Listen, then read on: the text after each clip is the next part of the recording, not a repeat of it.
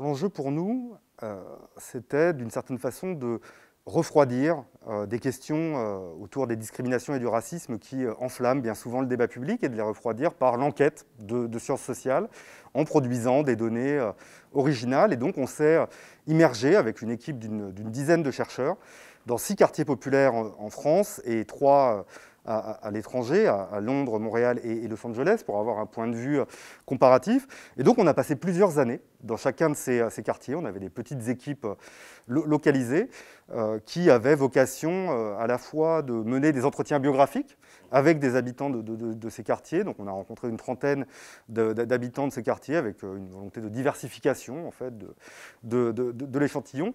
Donc entretien biographique qui avait vocation à revenir sur les éventuelles des expériences discriminatoires que les gens avaient peut-être vécues, avec un choix méthodologique fort qu'on a fait dès le départ, c'est de ne pas cadrer et centrer nos entretiens comme portant sur les discriminations, mais plutôt sur la vie dans le quartier, afin précisément de voir si cette question des discriminations et du racisme revenait quand les individus prenaient la parole et racontaient leurs expériences scolaires, professionnelles, résidentielles. Voilà. Et donc pour voir d'une certaine façon la place qu'occupent les discriminations et le racisme dans le quotidien et le vécu des habitants de ces quartiers. Et bon, d'ailleurs, je peux déjà en donner un premier résultat, c'est que, de fait, les questions de discrimination et de racisme sont revenues très fréquemment dans les entretiens et les récits de vie qu'on a recueillis. Voilà, on a une quarantaine de nos enquêtés, donc 1 sur 6, qui, spontanément, sans qu'on pose la question, sans que l'entretien soit négocié autour de ces questions, abordent des questions de discrimination et notamment de discrimination ethno-raciale, et la quasi-totalité de nos enquêtés qui nous font part d'au moins une discrimination survenue au cours de leur vie. Donc on a mené tous ces entretiens biographiques, 245 en tout, et puis en parallèle de ça, on menait un travail plus d'observation, à coloration ethnographique, qui visait à regarder au fond comment les gens s'organisent collectivement pour répondre à ces discriminations. Et donc on a notamment travaillé sur la vie associative, des collectifs antiracistes, des associations qui luttent contre les discriminations, et également l'action publique antidiscriminatoire pour voir comment est prise en charge collectivement, tant par l'État, les institutions et la société civile, cette question des discriminations, et pour voir s'il y avait au fond un décalage peut-être entre ce que vivaient les gens et la façon dont c'était pris en charge collectivement. Et souligner aussi que c'est une enquête qui a été faite de manière collective, complètement intégrée. Donc on était une dizaine de chercheurs au départ, donc c'était une enquête financée par l'Agence nationale de la recherche, dirigée par Julien Talpin. Et ensuite, au fil du temps, donc on s'est retrouvés à 7 pour aboutir au livre. Donc outre nous deux, Samiraj Belkacem, Naïk Puren, Hélène Balazar, Sümbül Kaya, Guillaume Roux, donc 7 personnes. Et ce qui est intéressant à noter, c'est que bon, moi personnellement, c'est la première fois que je fais une recherche de manière si intégrée du départ jusqu'à la fin. Pendant plusieurs années, en fait, sur nos terrains d'enquête, on menait la même enquête avec des étapes qu'on suivait en même temps. Et donc, une trentaine d'entretiens, de l'observation ethnographique de 2 collectifs par quartier.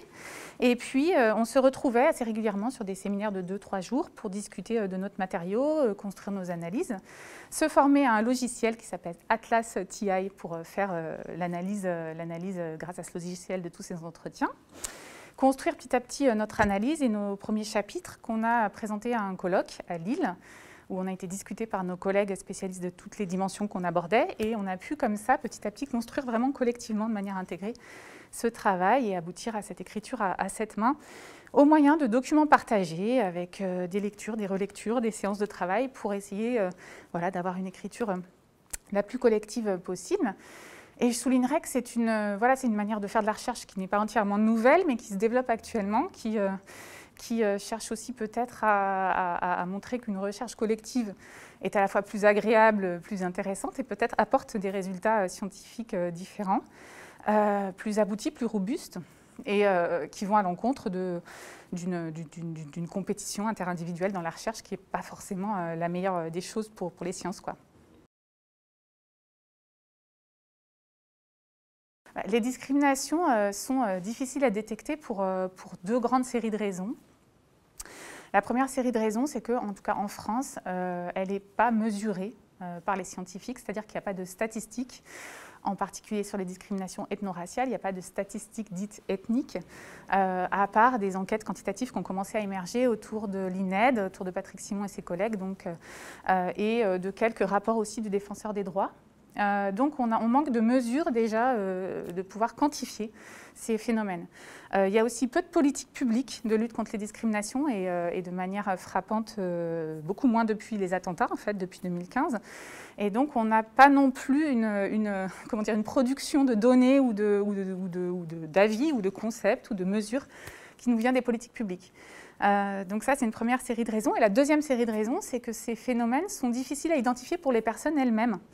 On est là sur des sujets qui sont des discriminations souvent qui sont intersectionnelles, l'adresse, le lieu où on habite, la couleur de peau, les diplômes, tout un tas d'événements qui peuvent jouer.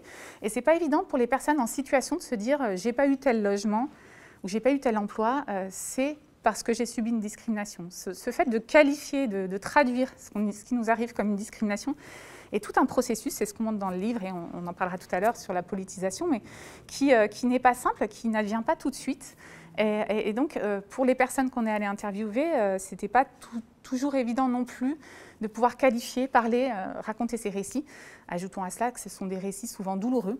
Donc, on a eu des moments de forte émotion dans les entretiens, dans les récits de vie. Ce sont des expériences douloureuses, difficiles, ce sont des chocs qui créent des troubles, qui créent des questions identitaires. Et donc, tout ça fait que ce sont des sujets qui sont pas évidents à détecter. J'ajouterais peut-être qu'un élément supplémentaire, et c'est en lien également avec la dimension comparative de notre recherche, c'est que tout particulièrement en France, on a du mal à parler des discriminations ethno-raciales. C'est quelque chose qui est quand même difficilement accepté, qui est relativement tabou. Encore récemment, on a retiré par exemple le mot race de la Constitution, et donc voilà, les individus ne se sentent pas parfaitement à l'aise pour aborder ces questions, et ce d'autant plus qu'on les renvoie fréquemment à cette figure de la victime en fait. Et voilà, ce discours qu'on entendait d'ailleurs beaucoup dans les entretiens, c'est « arrêtez de vous victimiser ». Comme si, au fond, faire part d'une expérience intime, douloureuse, reviendrait à se victimiser. Et donc ça évidemment, ça ne facilite pas la prise de parole et le témoignage. Alors nous, ce qu'on a essayé de faire dans le cadre de nos entretiens, c'est d'être dans la posture la plus empathique possible, de laisser la place, au fond, à l'expression de ce type de discours sans jugement, aussi en les banalisant d'une certaine façon, par des formules du type un certain nombre d'habitants que nous avons rencontrés dans le quartier nous ont fait part d'expériences discriminatoires. Est-ce que c'est quelque chose que vous avez pu connaître au cours de votre vie, pour laisser la place à l'expression de ce type de discours qui demeure quand même très compliqué dans la société française. Ce qui est certain, c'est que nos enquêtés en Amérique du Nord ou en Angleterre en parlent de discrimination plus facilement. Au fond, c'est des questions justement qui ont acquis une forme de reconnaissance publique du fait également de mobilisation minoritaire très importante dans l'histoire, qui fait que c'est plus aisé d'en parler. Néanmoins, un des éléments qui ressort de notre enquête, notamment par la comparaison, c'est justement qu'il n'y a pas tant de différences qu'on aurait pu en faire l'hypothèse, et notamment que nos enquêtés à l'étranger ne nous faisaient pas part davantage de discrimination que ce n'était le cas en France. On a parfois le sentiment que ces questions, notamment de discrimination ethno-raciale, seraient résolument étrangères ou seraient au fond hors de l'histoire de la République française. Or, ce que montre bien notre enquête, c'est qu'il y a une histoire française des discriminations et ça fait parfaitement partie de la réalité et du quotidien de nombre de minorités aujourd'hui en France. Et donc, en tout cas, dans le domaine de l'expérience, les différences sont peut-être moins importantes qu'on pouvait en faire l'hypothèse. Après, les discriminations n'entraînent pas toujours les mêmes conséquences. C'est-à-dire que si on prend le cas des États-Unis, par exemple, le nombre de morts sous le coup de la police est bien plus important qu'en France, même si ça existe également. L'incarcération également des minorités, d'un point de vue qui est aussi lié à un certain nombre de discriminations, est également beaucoup plus important. Donc il y a évidemment des différences. Néanmoins, il y a une forme de communalité qui ressort dans les discours, en tout cas, et dans ce que c'est de vivre une discrimination et la façon dont on y réagit. Dernier élément peut-être, c'est justement une des différences entre nos différents terrains, c'est la façon dont on va répondre collectivement à ces discriminations.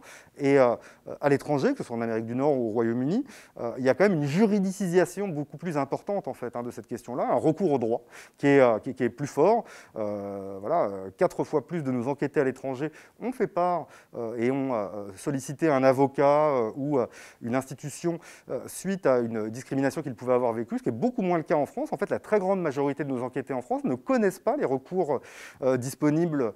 Voilà. Très peu connaissent l'existence du défenseur des droits, très peu connaissent même l'existence dans leur quartier de délégués locaux du défenseur des droits ou de la maison de la justice et du droit. Et donc, il y a une véritable difficulté là, de prise en charge institutionnelle dans la mesure où l'existence même de ces recours n'est pas connue par ceux qui pourraient en avoir besoin. Pour compléter ce qui vient d'être dit, il y avait une enquête, on va tout à fait dans ce sens dans nos résultats des défenseurs des droits, qui disait que sur les questions de discrimination liées aux origines, seulement 12% des personnes qui déclaraient avoir été victimes de discrimination dans ce domaine avaient saisi le défenseur de droit ou toute autre instance locale ou nationale sur ce point. Donc on voit qu'en France, c'est quelque chose qui reste très peu travaillé, très peu activé, très peu traité finalement par les pouvoirs publics et très peu révélé aussi par les personnes. Mais pour compléter sur la comparaison entre la France et les deux autres pays où on était, je dirais que pour Montréal-Nord, où j'ai enquêté en partie avec Ouda Azal et Anaïk Puren, deux choses nous ont frappé. La première, c'est le nombre de personnes françaises d'origine maghrébine ou d'Afrique subsaharienne qui avaient choisi d'émigrer au Québec, à Montréal, nous expliquant, alors je pense à Alicia, dont les parents ouvriers dans un quartier de Saint-Étienne sont partis habiter à Montréal pour vivre mieux et se trouvent beaucoup mieux à Montréal.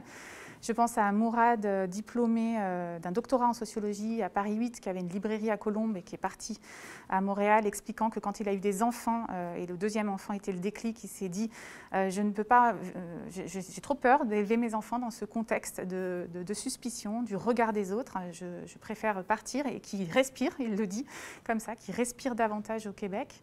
Et je pense aussi à Slimane, un travailleur social d'origine tunisienne, qui également dit « j'ai joué le jeu, j'entendais des choses sur les Arabes, j'entendais des blagues, j'ai joué le jeu de l'intégration. À un moment donné, j'en ai eu marre, je suis partie à Montréal et je me sens beaucoup mieux ici. » Et donc, c'était assez frappant de voir la récurrence de ces récits et de la respiration que procure le fait de vivre dans un pays où avoir deux identités ou plusieurs identités n'est pas un problème. C'est-à-dire qu'on entend aussi pas mal de gens au Québec dire « je suis québécois et haïtien ». Je suis canadien, québécois et haïtien. Et ça, c'est possible, c'est-à-dire que ça n'est pas une faute morale ou ça n'est pas un problème de honte ou de traîtrise à la République, comme ça peut l'être ici où on doit un peu choisir son camp.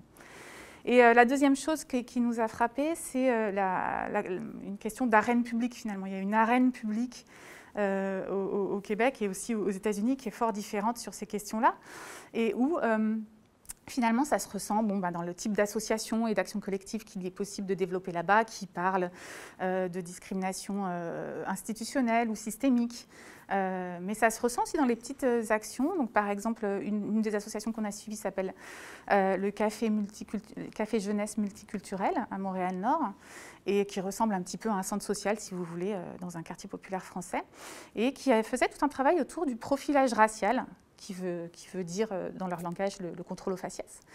Et donc sous la forme d'ateliers de travail avec des jeunes sur comment se comporter en situation de contrôle de la police pour éviter les incidents et puis aussi pour pouvoir parler des droits et des devoirs de chacun. Avec un travail aussi sur le fait de porter plainte, sur le fait de créer une petite carte des droits et des devoirs de chacun. Bon, bref, tout un travail de fond sur le profilage racial qui s'avère assez difficile à imaginer et à faire en France. Et pour preuve, un des collectifs qu'on a étudié à Vaux-en-Velin, qui s'appelle Policité, a tenté de faire une telle démarche avec une carte des droits et des devoirs. Et ça n'a pas été évident du tout. Certains jeunes se sont retrouvés en garde à vue. Et donc, à partir du moment où ces questions-là sont prises en main par les personnes concernées dans des actions collectives qui peuvent impliquer des acteurs tout à fait légitimes, comme les centres sociaux ou autres, eh bien, la réponse institutionnelle peut être assez violente. Donc là, on est vraiment face à des contextes et des arènes publiques, des cultures politiques et publiques vraiment très différentes.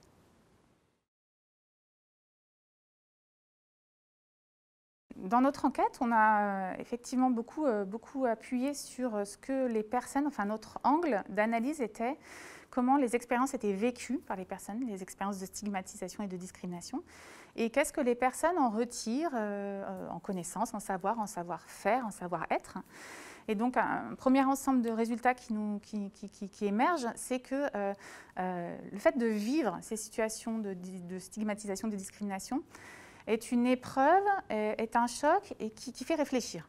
Donc, ce qui ressort fortement, c'est qu'il y a un travail réflexif très fort des individus sur comment fonctionne la société, qu'est-ce qui m'arrive, alors avec aussi des questionnements identitaires forts qui peuvent aller jusqu'à ce qu'on appelle des identités réactives, sur lesquelles Julien, tu reviendras peut-être, mais qui peuvent aller jusqu'à voilà, une sorte d'endossement, d'être compris comme non français. Ce déni de francité et du coup des démarches de rejet finalement ou de repli sur soi, ce que nos collègues François Dubet et son équipe à Bordeaux dans leur livre Pourquoi moi avaient qualifié de l'expérience totale des discriminations. C'est quand tout l'univers, toute notre vie est lu à travers ce prisme de la discrimination et donc peut générer voilà, une sorte de repli identitaire, d'identité réactive.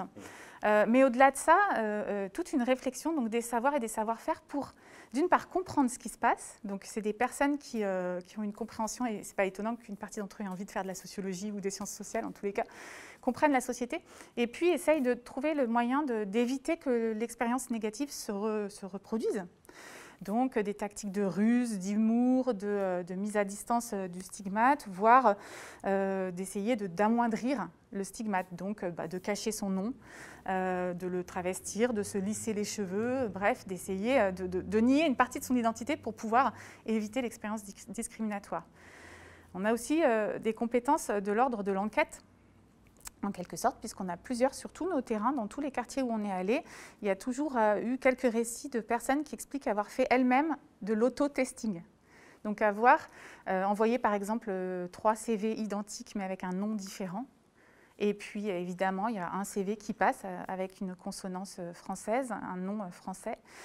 Et c'est cette pratique de l'autotesting, moi personnellement je ne m'y attendais pas trop et elle revient quand même de manière assez récurrente. Donc il y a des techniques comme ça, des apprentissages de comment mesurer les discriminations et comment comprendre comment fonctionne la société. Après, il y a un autre ensemble de choses qui sont des savoirs plutôt d'action. Donc il y a des personnes qui vont s'engager, peut-être individuellement, on l'a dit très peu en France du côté du recours juridique, mais ça peut être un engagement individuel dans l'interaction, de se défendre, de confronter le discriminant, etc.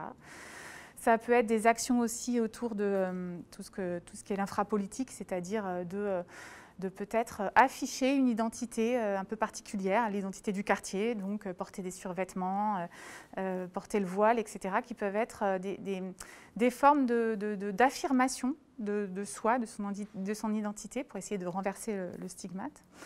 Donc ça, c'est des choses. Et puis après, on a toutes les compétences et toute la politisation qui peut arriver à travers ces expériences, mais peut-être qu'on y reviendra après. Non, peut-être simplement ajouter que d'une certaine façon, il y a une forme de socialisation minoritaire qui est liée à l'expérience des discriminations et que l'expérience répétée de ce type d'épreuve, en fait, laisse des traces sur les individus. Et c'est précisément ce qui nous intéressait dans ce livre. Au fond, le point de départ de notre réflexion, c'était de dire la preuve des discriminations, elle a été faite. Désormais, dans les sciences sociales, ça ne fait plus réellement débat, notamment depuis l'enquête trajectoire et origine de l'INED. Voilà, la plupart des chercheurs peu sérieux ont bien conscience que les discriminations et les discriminations ethno-raciales sont une réalité pour la société française, mais nous, ce qu'on a voulu faire, c'est plutôt regarder l'épreuve des discriminations et donc ce qu'elle fait aux individus.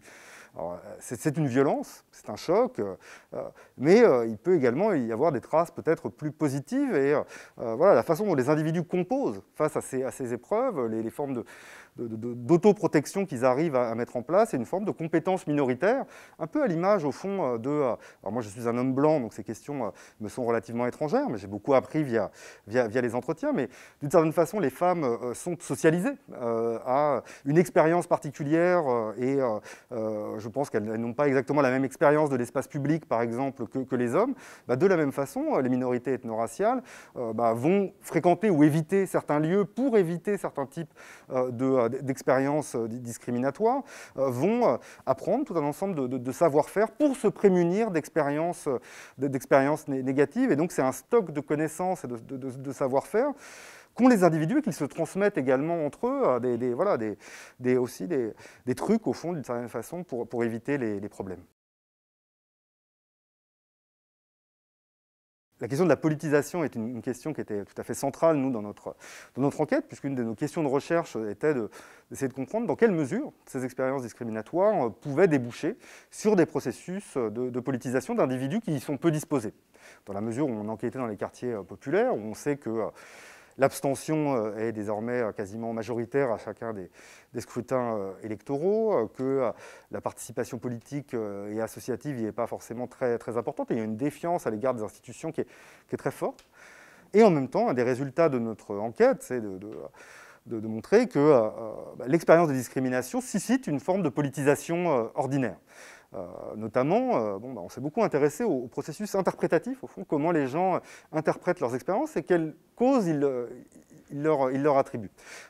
Et un des éléments qui nous a surpris, en fait, c'est que la moitié des causes de leurs expériences qui sont mentionnées par les gens relèvent, on peut dire, d'une interprétation politique de leurs expériences discriminatoires, c'est-à-dire qu'ils renvoient ce qui leur arrive, pas forcément à leurs voisins qui seraient bêtes et racistes, ou à pas de chance. Ça arrive également, hein. On a un certain nombre d'interprétations en ce sens, mais il y a beaucoup d'individus qui pourraient apparaître comme dépolitisés selon les canons standards de la science politique, qui vont avoir au contraire une interprétation très politique, renvoyant ce qui leur arrive au fonctionnement des institutions, de l'institution policière ou scolaire, qui vont renvoyer ça à l'histoire et à la mémoire nationale, qui vont renvoyer ça au fonctionnement du champ médiatique, qui vont renvoyer ça également aux instrumentalisations politiques par les élus. Et donc ces expériences discriminatoires suscitent effectivement une politisation ordinaire, parce que voilà, les individus comprennent bien que c'est le fonctionnement routinier de la société française qui est bien souvent à l'origine de ce qu'ils vivent. Ce qui est en revanche plus compliqué, ce qui est également un des éléments qui ressort de notre enquête, c'est comment cette politisation ordinaire est éventuellement convertie en forme de politisation plus traditionnelle, et notamment en action collective. C'est comment ce potentiel de politisation que génèrent les discriminations se traduit, ou non, en engagement et en action collective. Alors la réponse, c'est que oui, ça peut se convertir, mais que le processus est extrêmement compliqué et coûteux. Tout d'abord parce que s'engager contre les discriminations et contre le racisme en France demeure quelque chose de très coûteux, souvent mal vu de la part des institutions. Beaucoup des collectifs que nous avons suivis ont été attaqués, disqualifiés, vus comme communautaristes, séparatistes, ce qui nous semblait relativement en décalage par rapport à ce qu'on avait pu observer. Et donc les militants qui s'investissent dans ce type d'espace-là, souvent le payent assez cher de leur personne, y compris dans leur trajectoire personnelle, professionnelle. Certains ont perdu par exemple leur emploi, et donc ça peut décourager à l'engagement collectif. Et puis à côté de ça, il y a quand même une forme de résignation collective qui existe également dans les quartiers populaires, liée à une histoire de lutte infructueuse, en fait. Et un certain nombre d'habitants nous ont fait part d'une mémoire déçue, notamment du devenir de la marche pour l'égalité contre le racisme de 1983, qui a été pour partie cooptée par le Parti socialiste et qui, en tout cas, n'a pas forcément donné les fruits attendus. Et cette mémoire-là, elle est quand même pour partie présente chez une partie des habitants, en tout cas, et qui pouvait nous dire... Au fond, si c'est pour reproduire ce qui s'est passé il y a 30 ans, il n'est pas certain que l'engagement collectif soit la bonne solution. Et peut-être que m'expatrier ou avoir des solutions plus individuelles via l'entrepreneuriat sera peut-être une meilleure façon de faire face aux discriminations. Alors ça ne veut pas dire qu'il n'y a pas d'engagement et d'action collective, mais c'est très coûteux et ça ne concerne pas tout le monde. Une des grandes trouvailles qu'on a eues, qui nous a étonnés par son ampleur, c'est effectivement ce réservoir de politisation, cette politisation ordinaire qui est que la moitié des récits qu'on a récoltés sur les causes, quand on demandait aux gens quelles sont les causes, selon vous, de cette expérience discriminatoire que vous racontez, la moitié renvoie à des causes, comme Julien l'a dit, politiques, générales, liées aux institutions, à l'histoire coloniale ou aux médias. Voilà. Et donc ça, c'est relativement fort. Et on a pu aussi montrer à quel point il y avait une sorte de script ou de trajectoire comme ça, de politisation dans l'engagement des personnes quand elles vont sauter le pas, si vous voulez, vers un engagement collectif, vers une action collective, vers une association.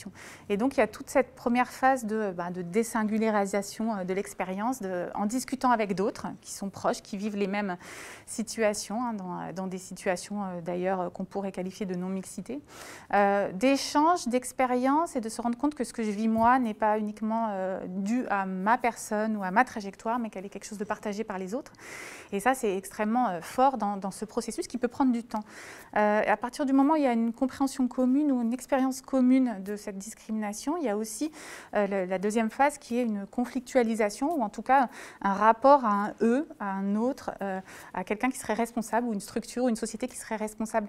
Et là, c'était intéressant aussi parce que ce qu'on avait lu jusqu'ici nous faisait peut-être penser que dans les quartiers populaires, la conscience de classe ou cette conscience sociale triangulaire irait vers plutôt analyser mes problèmes comme venant des autres, de ceux qui sont plus pauvres, des migrants, des Roms ou de mes voisins. Or, ça ressort très peu dans nos enquêtes, cette manière de comprendre les problèmes sociaux.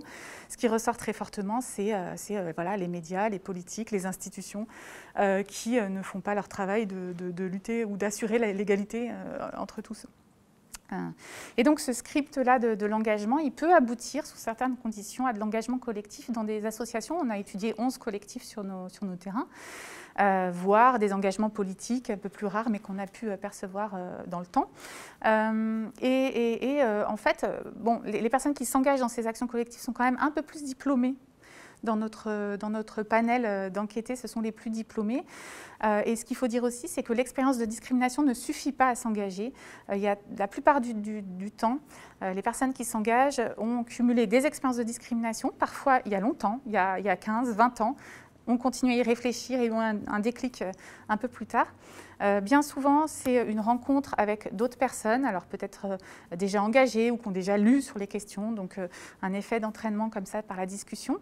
Et puis, on a aussi mesuré l'importance de la réalité des chocs que constitue l'emprisonnement ou la mort d'un proche ou de quelqu'un du quartier ou de quelqu'un d'un autre quartier auquel on peut s'identifier suite à des bavures policières. Et c'est vrai qu'on l'a vu avec l'affaire George Floyd et l'affaire Adama Traoré en France.